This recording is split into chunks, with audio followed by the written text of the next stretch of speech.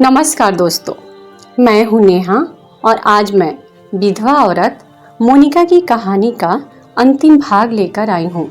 और अगर आपने इस कहानी का अभी तक पहला और दूसरा भाग नहीं सुना है तो मैंने इस कहानी का लिंक इस वीडियो के डिस्क्रिप्शन बॉक्स में दे दिया है और आई बटन पर भी पिन कर दिया है, तो वहां से इसको सुनने से पहले इसके पहले और दूसरे भाग को अवश्य सुने।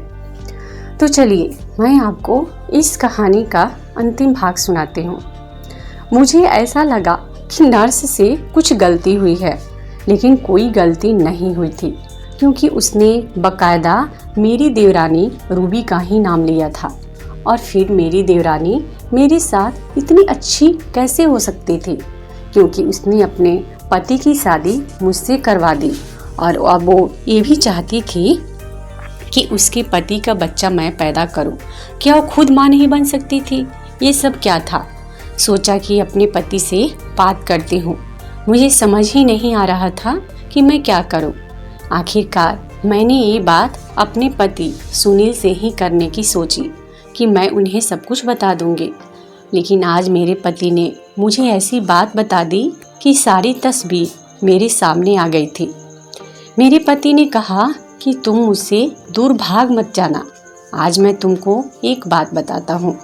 मैं तुमसे बहुत प्यार करता हूँ और भाई के देहांत के बाद मैं तुमसे शादी करना चाहता था। मुझे मेरी बीबी रूबी बिल्कुल भी पसंद नहीं थी। ना उसके पास बात करने का ढंग है और ना ही पहनने ओढ़ने का। मैं उसे तुम्हारा उदाहरण दिया करता था। वो तुमसे बहुत ज़्यादा नफरत करती थी। मैं उससे कहता था कि तुम भाभी जैसी क्यों नहीं बन जाती। मैं ये सुनकर हैरान हुई कि वो मुझसे नफरत करती थी, फिर भी उसने आपकी शादी मुझसे क्यों करवा दी। तब मेरे पति ने कहा कि वो कौन होती है मेरी शादी करवाने वाली। शायद हमारी किस्मत में ही एक दूसरे के साथ होना लिखा होगा। मेरा भाई इस दुनिया से चला गया। अच्छा होता कि मैं उसकी जगह पे चला गया होता। मेरा भाई बहुत अच्छा इंसान था, इसलिए शायद यही हमारी किस्मत में था। उसके बाद मैंने सोचा कि मैं तुमसे शादी कर लूँ। मैं तुम्हें सहारा देना चाहता था। मैं तुम्हें अपनी पत्नी बनाना चाहता था, इसलिए मैंने उससे ये बात करवाई। वो ये बात हरगिज़ नहीं करना चाहती थी, लेकिन मैंने उससे कहा कि अगर तुमने घर पर मेरी शादी के बारे में बात नहीं की तो मैं तुम्हें तलाक दे दूँगा। इसलिए उसने ये बात मान ली।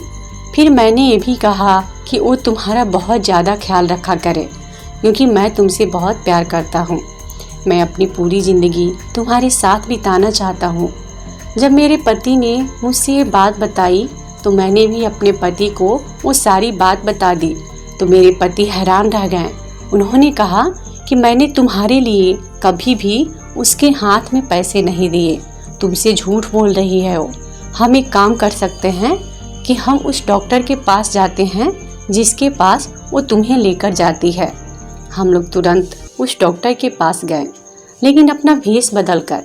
मैंने दुपट्टे से सिर के साथ साथ अपना मुंह भी ढक लिया और मेरे पति सुनील को तो उन्होंने देखा ही नहीं था। फिर हमने उस डॉक्टर से झूठ बोला कि हमें गलत काम करवाना है। तब डॉक्टर ने कहा कि हाँ बिल्कुल, मैं ऑपरेशन करवा दूंगी, लेकिन उसके बदले में मुझे इतने पैसे चाहिए। उसके बाद हमने डॉक्टर से कहा कि हमने तुम्हारी रिकॉर्डिंग कर ली है। तुम यहाँ पर गलत काम करती हो, वो भी रिश्वत लेकर। वो थर थर काँपने लगी और कहने लगी कि ये बात आप किसी को मत बताना, नहीं तो मेरा लाइसेंस रद्द कर दिया जाएगा। मैं डॉक्टर नहीं रहूँगी। फिर मैंने उससे कहा कि मुझे उस औरत के बारे में बताओ जो तुम्हारे पास आती है और जिसका नाम रूबी है। उसने कहा कि वो तो अपने सौतन को लेकर आती थी।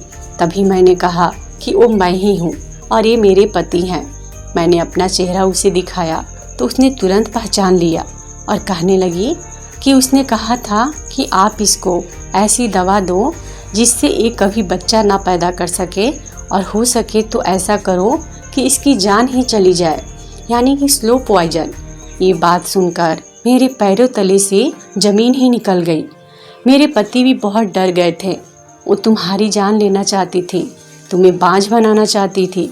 ज़रूर वो तुमसे बदला लेना चाहती है। क्योंकि उसके सामने मैं तुम्हारी तारीफ किया करता था।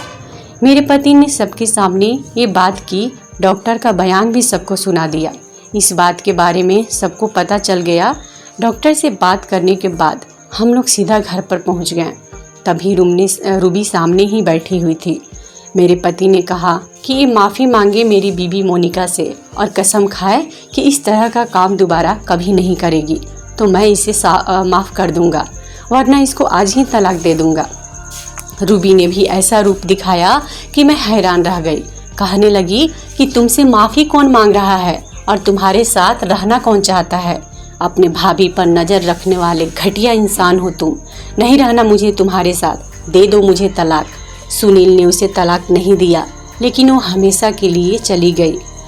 मैं आज भी उसके बारे में सोचती हूँ तो हैरान रह जाती हूँ कि लोगों के चेहरे और उनका बर्ताव देखकर आप ये पहचान नहीं पाते कि वो आपके साथ क्या कर रहे हैं। कभी कभी बहुत मासूम नज़र आने वाले लोग भी बहुत खतरनाक होते हैं। मेरी देवरानी रूबी के दिल में जहर तब बैठा जब मेरे पति ने उसके सामने मेरी तारीफ करनी शुरू कर दी। उसका मेरा उदाहरण देने लगा और फिर उसको कहा मेरी शादी करवाओ। मेरे पति ने भी गलत किया, लेकिन रूबी को इसके बदले में मेरे साथ इतना गलत नहीं करना चाहिए था कि वो मेरी जान लेने पर उतर आए। मुझे तो लगा इन सब के बाद मैं माँ नहीं बन पाऊंगी। पता नहीं वो तो मुझे कब से दवाई दे रही थी, लेकिन जिस इंसान को इस दुनिया में आना हो उसे आने से कौन रोक सकता है भला। भगवान के आशीर्वाद से मुझे जुड़वा बच्चे हो गए। भगवान ने हमें एक बेटी दी थी और एक बेटा। भगवान के आशीर्वाद से मैं अपनी ज़िंदगी में बहुत ज़्यादा खुश थी।